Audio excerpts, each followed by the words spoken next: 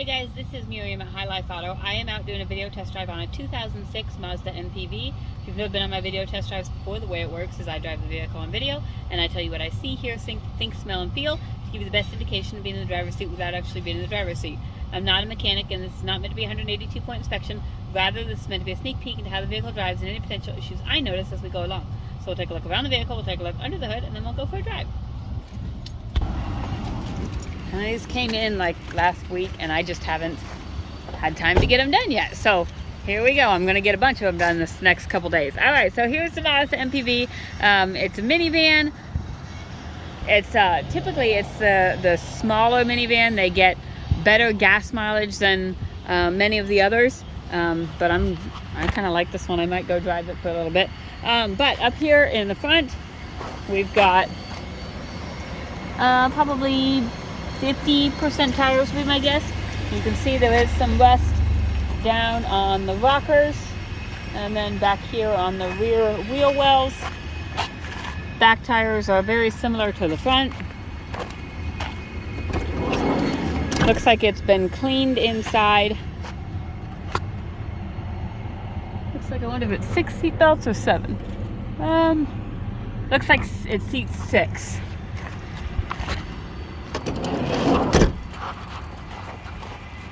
Back here around the back, again, you've got a little bit of rust on the back.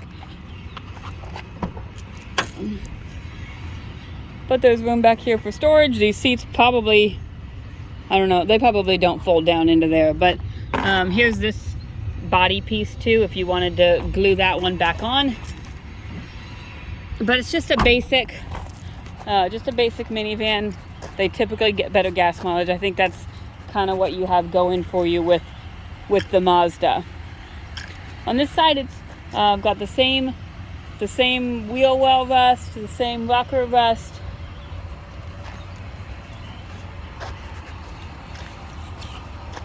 And then up here on the hood, you've just got a couple, what probably started as hail damage would be my guess, and then just kind of went from there. Let's pop open this hood.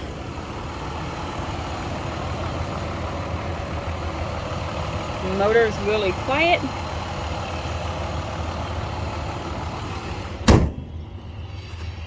We're gonna go take it for a drive. I think, this right here, the driver's side, this is broken. I may attempt to glue it, but in all reality, I'm probably going to be looking at getting a new door handle, kind of depending on how hard that door handle is to replace. I think this one came in, I think it drove in from the Quad Cities. Yeah, it probably did. So we bought it with 142,418 on it, and now it has 142,533.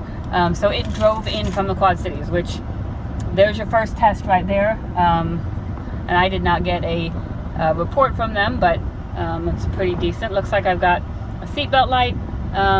Says one of my doors is open. I'm gonna go check that passenger side door, and then I've got a check engine light. Here are my check engine codes. 455, which is a evap code. 157, which is an O2 sensor code, related to the evap code, I'm sure. O2 sensor, 160, also probably related to the evap code. 443, same evap type code.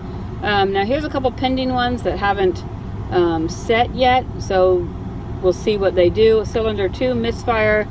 That 455 is still a pending code. That O2 sensor is a pending code. The O2 sensor is a pending code. Okay, so you've got all your pending codes and current codes match, and then you just have a pending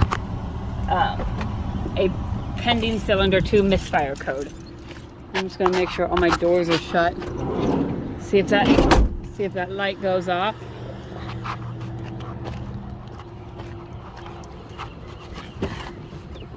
Well, this door either didn't unlock or doesn't open, one of the two.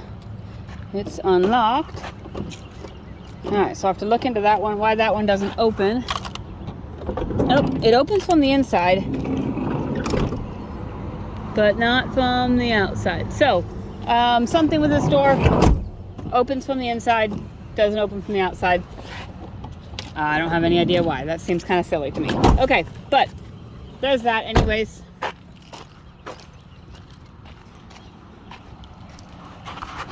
Alright, now we're going to go take a drive and see.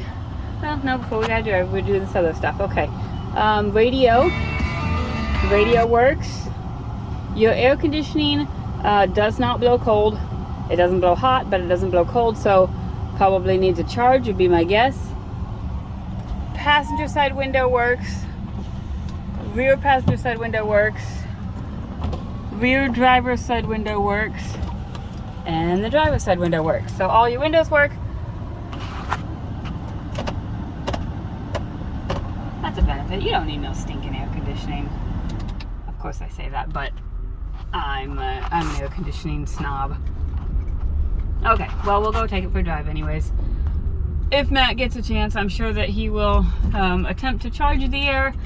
It just kind of depends. He's tearing apart a Lincoln Mark right now to do camp phasers, so just kind of depends on timing and how much time he has to do that. So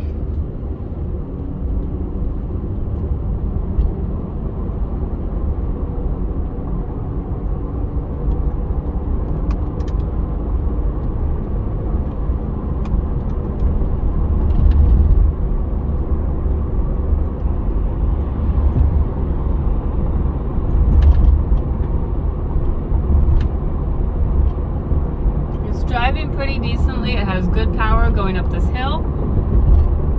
I don't hear any suspension noise.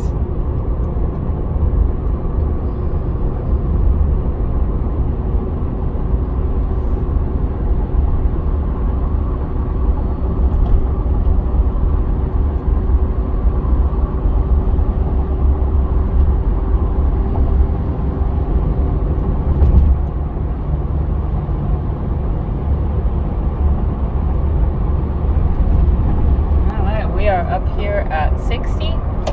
Left turn signal works, right turn signal works, windshield wipers work.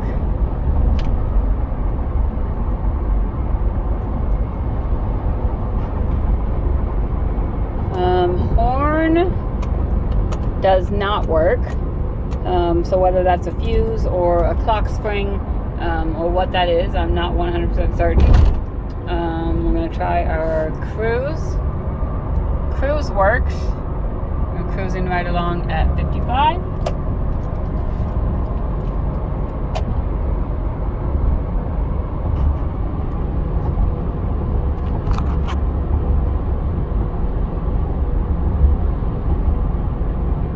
And the brakes are good and solid. No grinding or vibration. They feel really good. So, overall, very good running van. Drove in from the Quad Cities.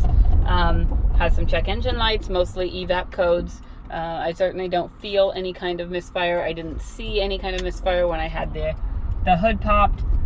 So it might have just been something that picked up, and we'll see if it ever sets or if it just disappears. So cruise, horn and AC, I think are your two things that don't work. And then your driver's side door and your passenger side sliding door, I think just need a little bit of finagling. Figure out, I don't know if it's handles or something that, I know the driver's side door is just a handle. You can kind of work with those and see what you think. If you guys have any questions, hit me up. My cell phone is 309-267-7200. Thanks, guys.